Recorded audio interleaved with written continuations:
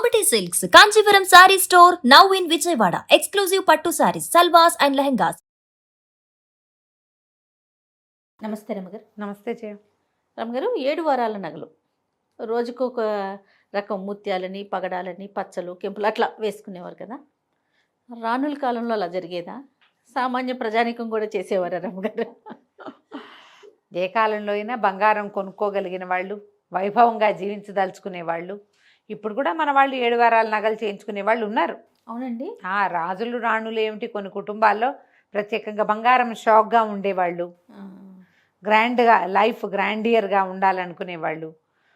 7 వారాలంటే అన్నీ మొత్తం అన్ని నగలు కాకపోయినా రోజుకొక ఉంగరం, ఒక రకమైన ముక్కుపడక, ఓ రకమైన ఇయర్ రింగు మార్చుకునే వాళ్ళైనా ఉన్నారు. ఇప్పటికి కూడా చేస్తారు. ఇదివరకటంటే అందరి దగ్గర ఉండేవి సంపన్నుల దగ్గర, ఇప్పుడు కూడా సంపన్నుల దగ్గర ఉండే ప్రదర్శన లేదేమో బహుశా.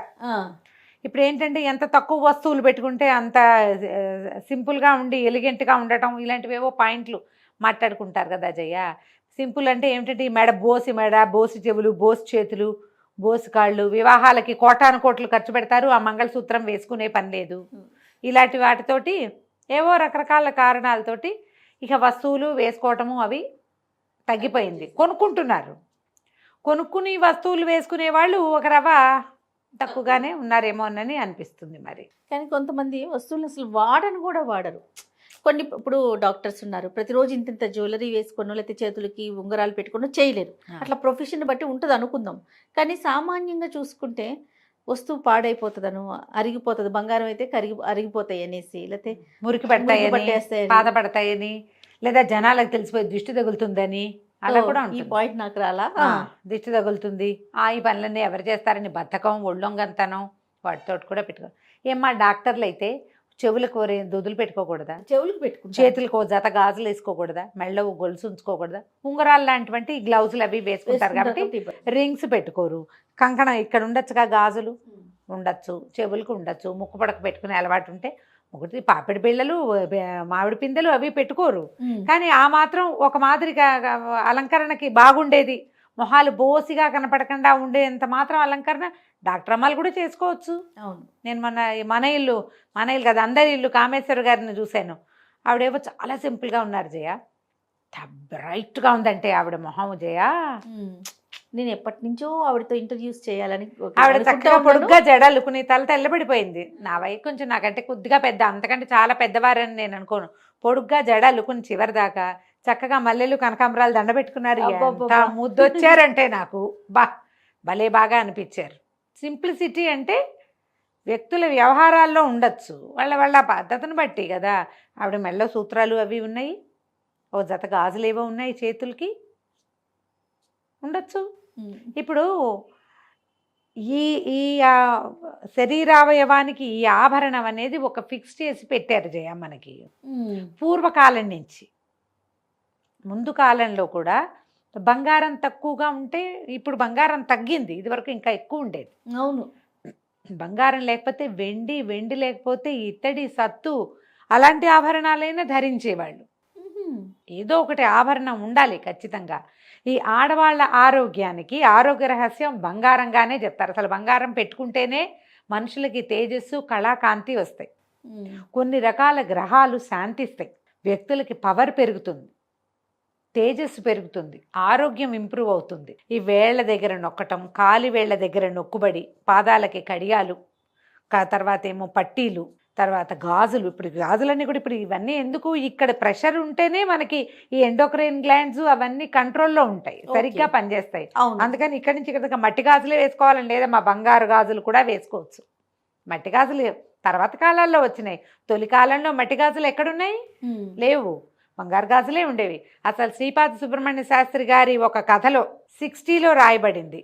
అది కథ పేరు కమ్మని పువ్వు ముళ్ళ చెట్టును అనుకుంటా ఆ కథ పేరు. అందులో ఆవిడ అత్తగారితో కోడల్ని తిడుతుంది, అసలు ఈ ఇళ్లలో గాజుల మల్లారం దించడం ఎప్పుడైనా ఉంది, అంతగా కావాలంటే ఇంకో 4 బంగారు గాజులు చేయించుకో అంటుంది. మల్లారం దించకూడదు ఇళ్లలో, బ్రాహ్మణ ఇళ్లలో అనేది ఉండేది. అదే ఆ గాజులతను వస్తాడు, గాజుల మల్లారం అంటారు దాన్ని.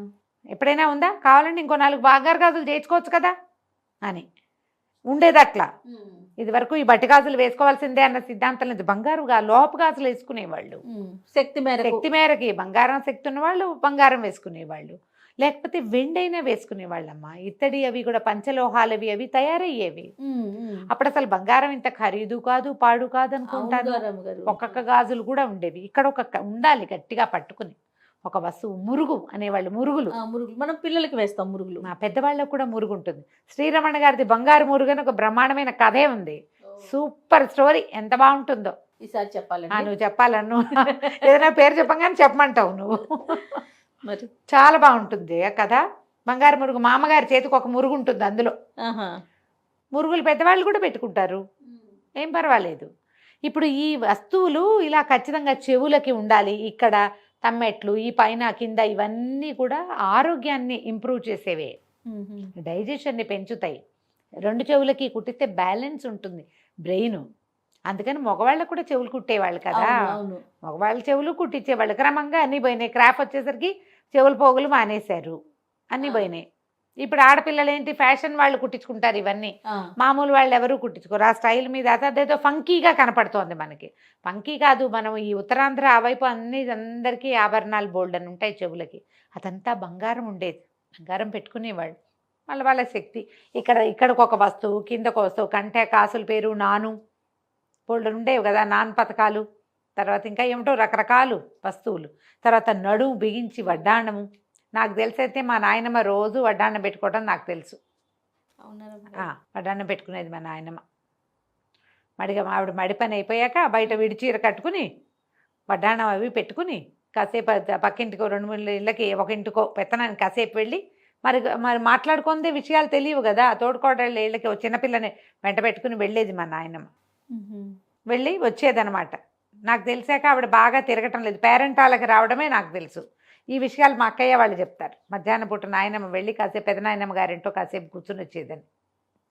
ఎవరో ఒక చిన్నపిల్లని వెంపటి పెట్టుకెళ్ళేది, తనతో పాటు ఉంచుకునేది. ఆవిడ సంక్రాంతి పేరెంటాలకి రావడము, ఇవి పోయటం, అందరికీ రేగుపళ్ళు పోయటం నాకు కూడా తెలుసు. నాయనమ్మ వడ్డాన్నం పెట్టుకోవడం చాలా సహజమైన క్రియగా ఉండేది మాకు. ఆవిడ కాళ్ళకు ఒక కడియాలు, పట్టి గొలుసులు 2 ఉండేవి. బాగా పెద్దదైపోయాక మోయలేకపోతుందని పాలేళ్ళు అటొక తాడు ఇటో తాడు వేసి లాగి వాటిని సెపరేట్ చేసి తీయించి వాటితో చిన్న కంచం చేయించారు. అంత బరువు ఉండేవి. అంత బరువు. 2 కడియాలు, 2 గొలుసులు, కడియాలు గొలుసులు అనేవాళ్ళు.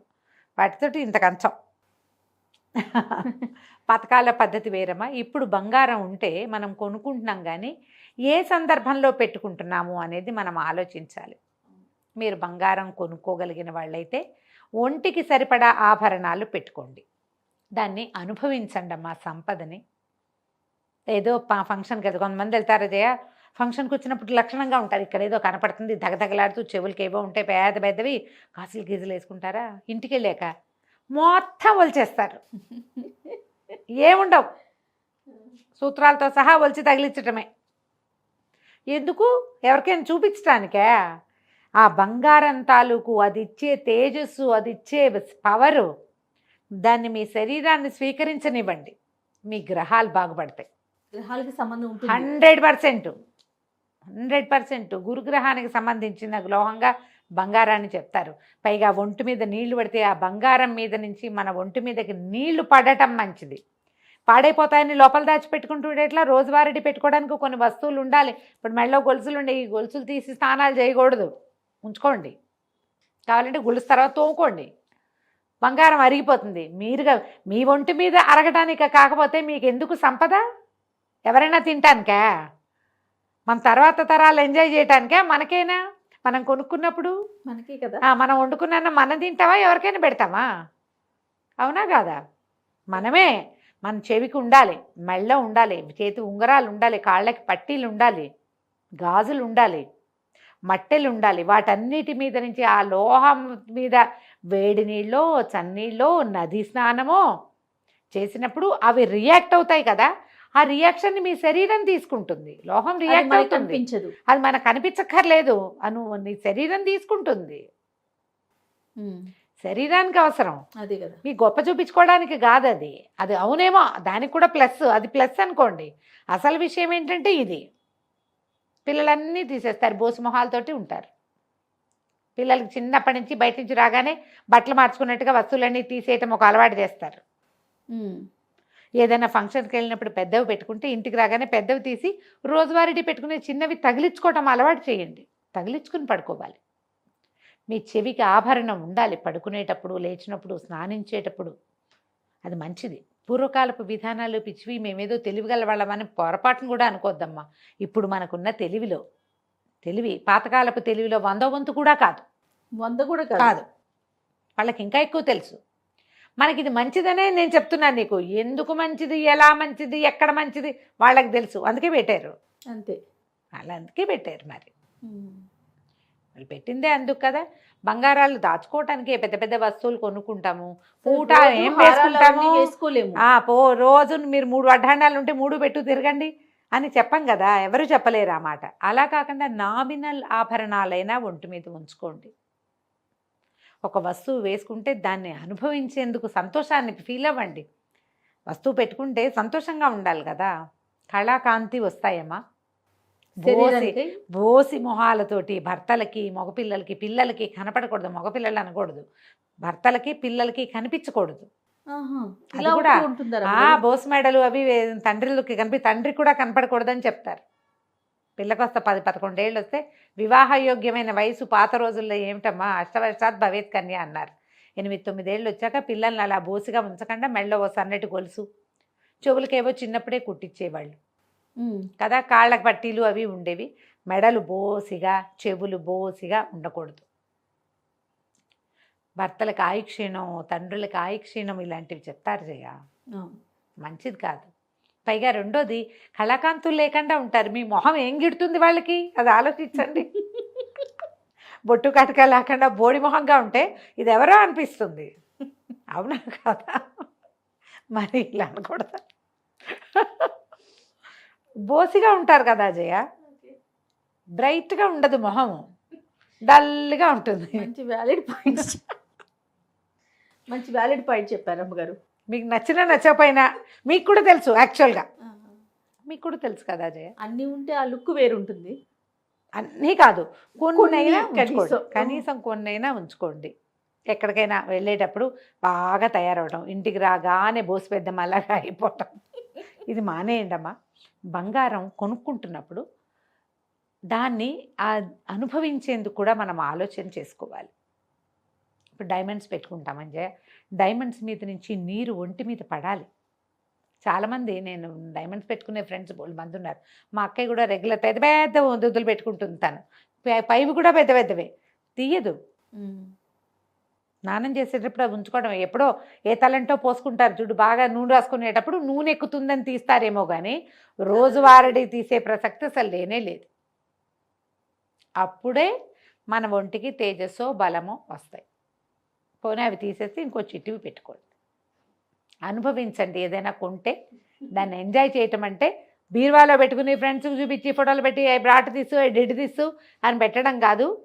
ఐ వేర్ తీసు అని పెట్టుకుని, నేను పెట్టుకుంటాను. అదే కదా. పెట్టుకుని దాని సౌందర్యాన్ని అనుభవించండి. దానివల్ల మీ గ్రహాలకో, లేకపోతే మీ తాలూకు జస్ట్ అవుట్లుక్కో, మీ తాలూకు పర్సనాలిటీకో దాన్ని ప్లస్ చేసుకోండి. అంతే కదా. సూపర్.